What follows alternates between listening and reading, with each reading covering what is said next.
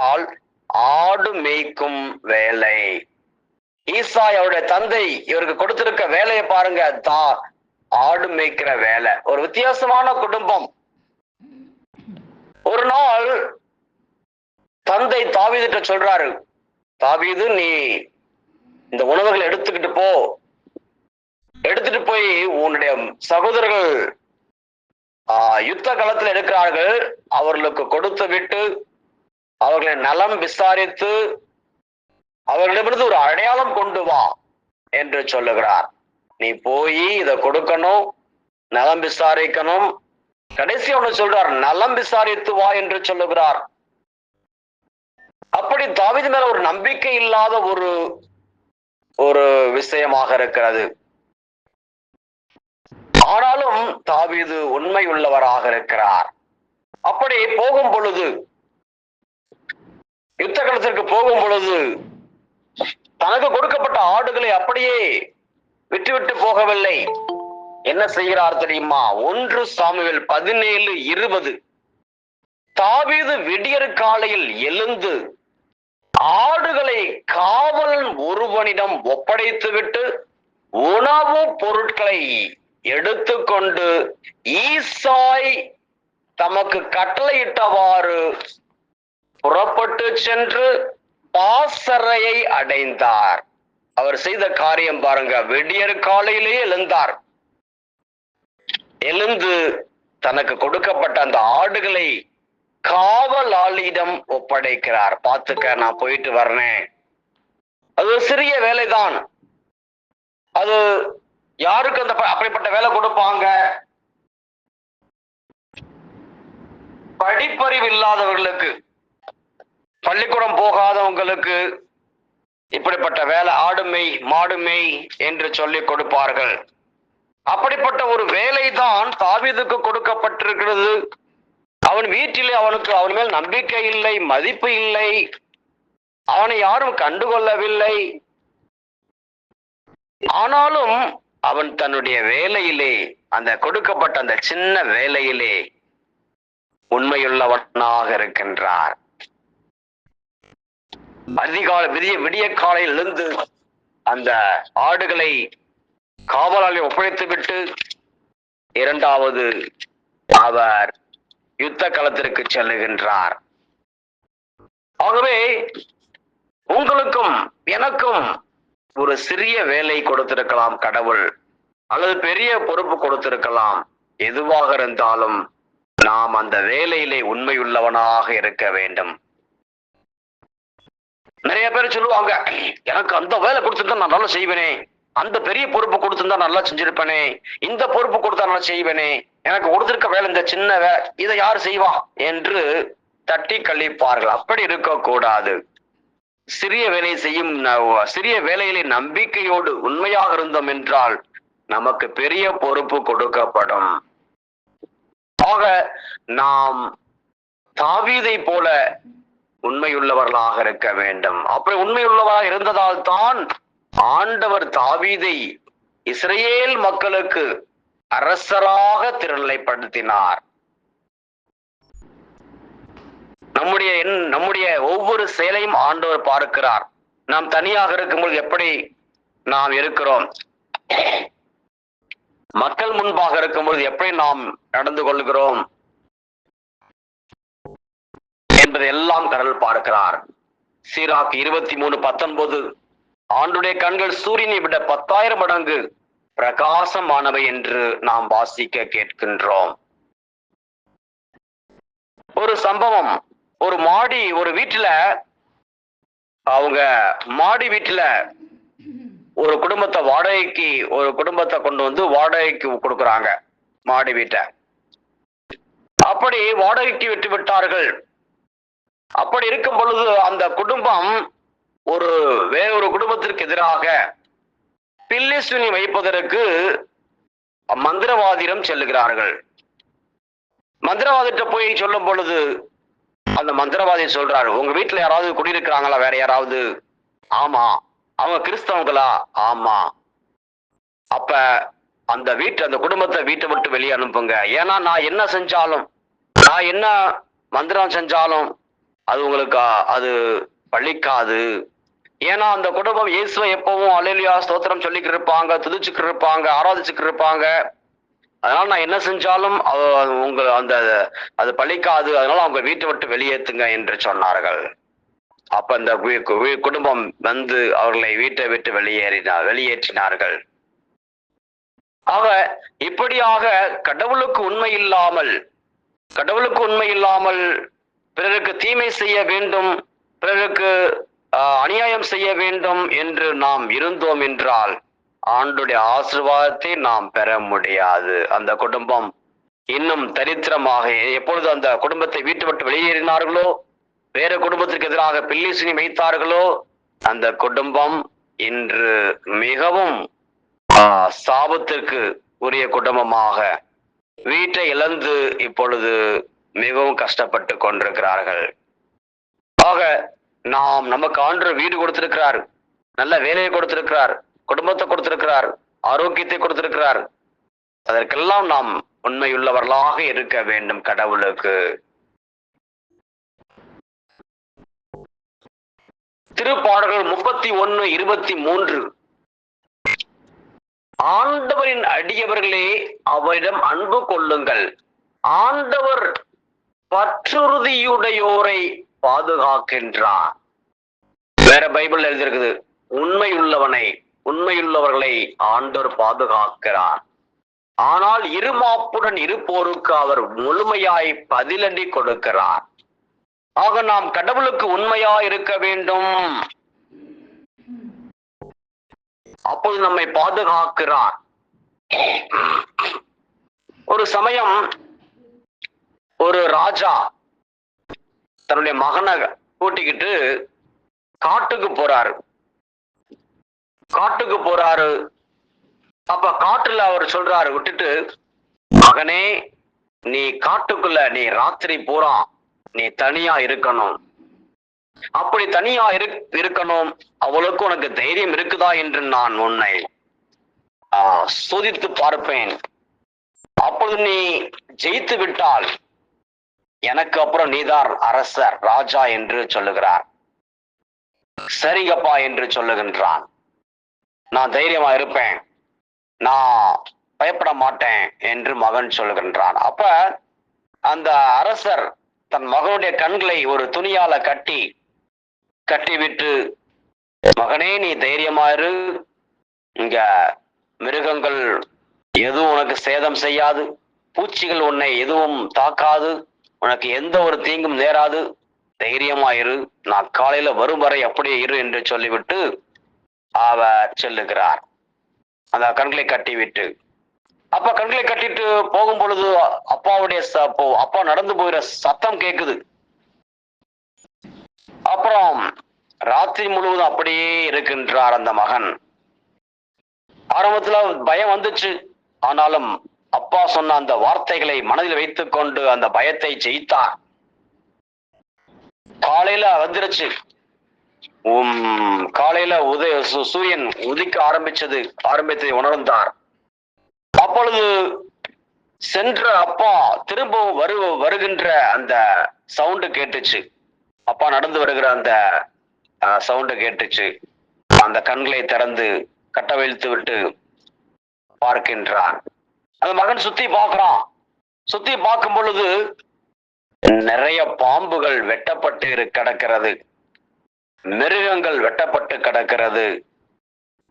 இது யாரு எனக்கு பாதுகாப்பா இருந்தது என்று கேட்ட பொழுது, மகனே நான் தான் இங்க இருந்தேன், நான் போற மாதிரி போயிட்டு நான் உன் பக்கத்துல தான் இருந்தேன், உனக்கு எதிராக வந்த எல்லா தீமைகள், பாம்புகள், மாதிரி காட்டு விலங்குகள் எல்லாவற்றையும் கொன்று குவித்தேன், நான் போற மாதிரி போயிட்டு நான் இங்கதான் இருந்தேன் என்று அப்பா சொன்னார். அதான் கடவுளுக்கு உண்மையாக இருக்கும் பொழுது ஆண்டவர் நம்மை பாதுகாக்கிறார். கடவுள் பரலோகத்தில் இருக்கிறார், உண்மைதான். அதே சமயத்திலே அவர் நம்மை சுற்றியும் இருக்கிறார். நம் ஆண்டவர் பரலோகத்திற்கு போயிட்டார், அதே சமயத்திலே நம்மை சுற்றியும் கடவுள் இருக்கிறார்.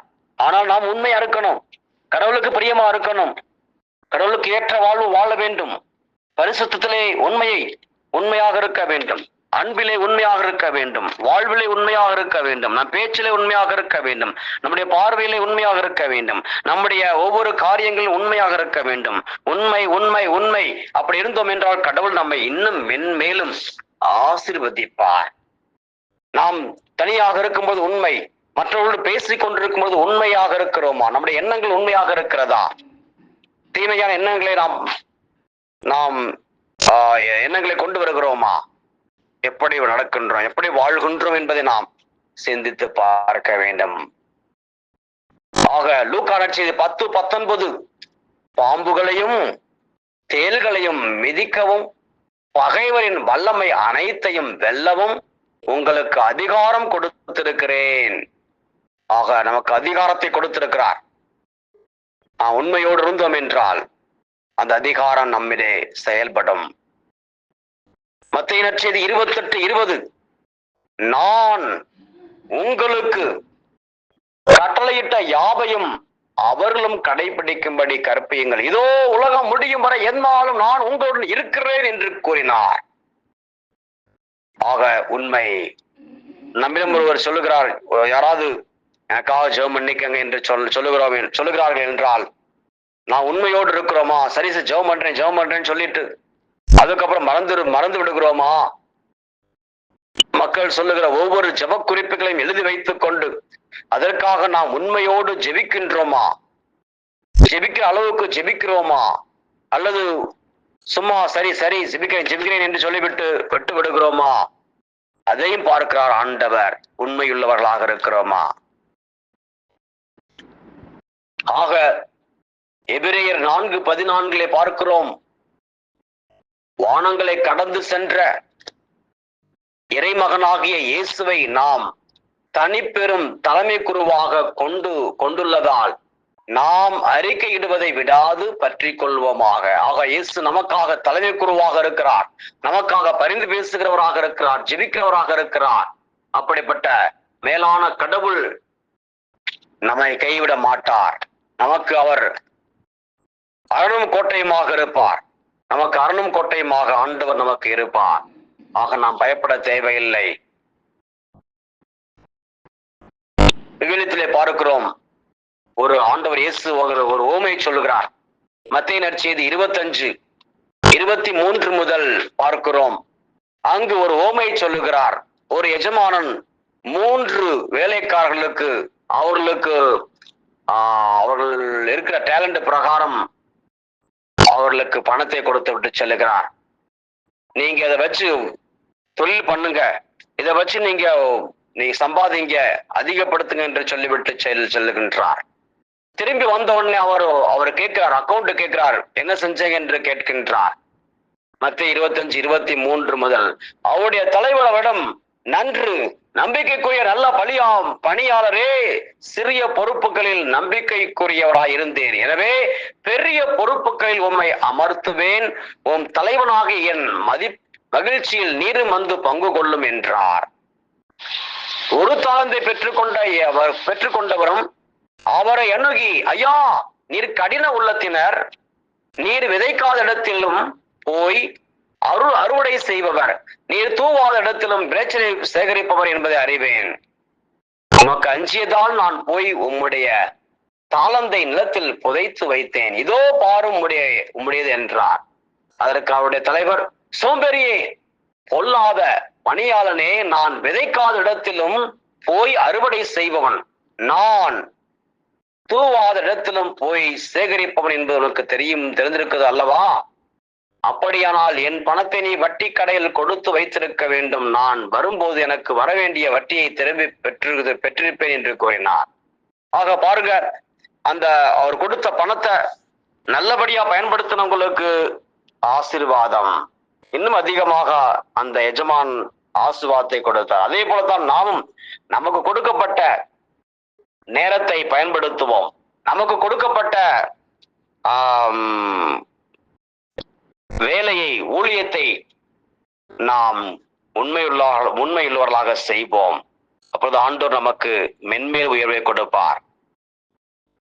தானியேல் பாருங்க, அவருக்கு கொடுக்கப்பட்ட வேலையிலே உண்மையுள்ளவராக இருந்தார். ஆண்டவர் அவருக்கு இன்னும் அதிகமான ஞானத்தையும் வல்லமையும் கொடுத்தார். மென்மேலும் உயர்வை கொடுத்தார் தானியலுக்கு. தானியல் நண்பர்கள் சாத்ராக், மேசாக், ஆபேத்நேகோ அவர்களும் கடவுளுக்கு உண்மையுள்ளவர்களாக இருந்தார்கள். அந்த விக்கிரகங்களை ஆராதிக்க மாட்டோம் என்று அவர்கள் விடாப்பிடியாக இருந்தார்கள். ஆண்டவர் அந்த எரிகிற சூளையிலே அவர்களை காப்பாற்றினார். அவர்களோடு நடந்தார் உண்மையுள்ளவர்களாக இருக்கும் பொழுது. அதே போல யோசேப்பு எகிப்து தேசத்திலே உண்மையுள்ளவராக இருந்தார். பரிசுத்தத்திலே உண்மையுள்ளவராக இருந்தார். அதனால் அவருக்கு மென்மேலும் உயர்வு ஆண்டவர் கொடுத்தார். இந்த நாளிலே நம்மையும் பார்த்து ஆண்டவர் பார்க்கிறார். நம்முடைய வாழ்வு எப்படியாக இருக்கிறது? நான் உண்மையோடு இருந்தோம் என்றால் ஆண்டவர் நம்மை பாதுகாப்பார். ஒரு சிலர் பார்க்கிறோம், ஏன் கோயிலுக்கு வரமாட்டேங்கிறீங்க என்று கேட்டோம் என்றால் அவர்கள் சொல்வார்கள், நான் இப்ப எனக்கு வேலை கிடைச்சிருச்சு, நேரமே கிடைக்கல, ஒரு 10,000 ரூபாய் சம்பளம் வாங்க ஆரம்பிச்சுட்டா போதும், அவ்வளவுதான், கடவுளை மறந்துடுவாங்க, கோயிலை மறந்துடுவாங்க, பூசையை மறந்துடுவாங்க, இறை வார்த்தை மறந்துடுவாங்க, எனக்கு வேலை, எனக்கு நேரம் இல்லை, அங்க வர முடியாது என்று சொல்லுவதை நான் கேட்டிருக்கிறேன். ஆக கடவுளுக்கு கொடுக்க வேண்டிய நேரத்தை கொடுக்க வேண்டும். ஆலயத்திற்கு வரும்போது வர வேண்டிய நேரத்தில் வர வேண்டும். அப்பொழுது ஆண்டவர் இன்னும் அதிகமாக அந்த ஊதியத்தை அதிகப்படுத்துவார், உயர்வை கொடுப்பார், வளர்ச்சியை கொடுப்பார், முன்னேற்றத்தை கொடுப்பார். ஆக ஆலயத்திற்கு வருவதற்கு எனக்கு நேரம் இல்லை, எனக்கு அந்த வேலை இருக்குது, இந்த வேலை என்று சொல்லுவோமானால் ஆண்டவருடைய ஆசீர்வாதத்தை நம்மால் பெற முடியாது.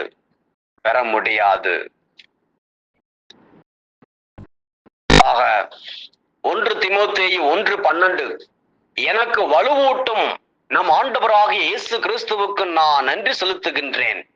ஏனெனில் நான் நம்பிக்கைக்குரியவன் என்று கருதி அவர் என்னை தாம் திருத்தொண்டில் அமர்த்தினார். ஆக நான் நம்பிக்கைக்குரியவர்கள் என்று ஆண்டவர் கண்டு இந்த வேலையை கொடுத்திருக்கிறார். ஒரு குடும்ப தலைவியாக, குடும்ப தலைவனாக, மகனாக, மகளாக, ஒரு அருட்தந்தையாக, அருட்சகோதரியாக, அல்லது ஒரு வியாபாரியாக, ஒவ்வொருவருக்கும் ஒரு பொறுப்பை கொடுத்திருக்கிறார். அதிலே நாம் உண்மையுள்ளவர்களாக இருக்க வேண்டும். அப்பொழுது ஆண்டவர் இன்னும் உயர்வு கொடுத்து கொண்டே இருப்பார். Hallelujah, praise the lord, praise the lord. திருப்பாடல் 91:9-10 பார்க்கிறோம். ஆண்டவரை புகலிடமாக கொண்டீர், உன்னதரை உறைவிடமாக்கிக் கொண்டீர், ஆகவே தீங்கு உமக்கு நேரிடாது, வாதை கூடாரத்தை நெருங்காது. பாத்தீங்களா, உண்மையோடு இருக்கும் பொழுது நம்மை பாதுகாக்கிற கடவுள் நம்மோடு இருக்கிறார். ஒரு சின்ன ஒரு வேலையிலும், ஒரு கூட்டுற வேலை உண்மையோடு இருக்க வேண்டும், துவைக்கிற வேலை உண்மையோடு இருக்க வேண்டும், ஒரு குண்டூசி விஷயத்திலும் கூட நாம் சின்சியராக இருக்கும்